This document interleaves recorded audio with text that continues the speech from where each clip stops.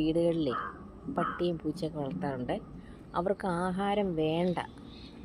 ചിലപ്പോൾ മീനൊന്നും പൂച്ചകളെയൊക്കെ മീനൊക്കെ ഇട്ട് കൊടുത്താലും അവർക്ക് വേണ്ട. അപ്പോൾ ആഹാരം അധികമാണ്. അതേസമയം നോക്കിക്കേ, ഫുഡിന് വേണ്ടി കാത്തു നിൽക്കുകയാണ്.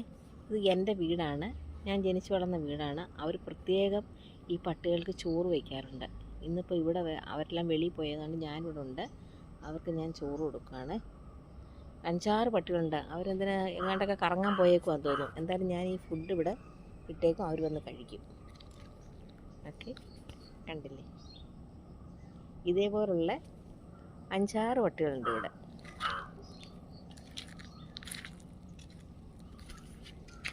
അവർക്ക് കൊടുക്കട്ടെ. ഇവിടെ ഇങ്ങനെ ഇട്ടേക്കും.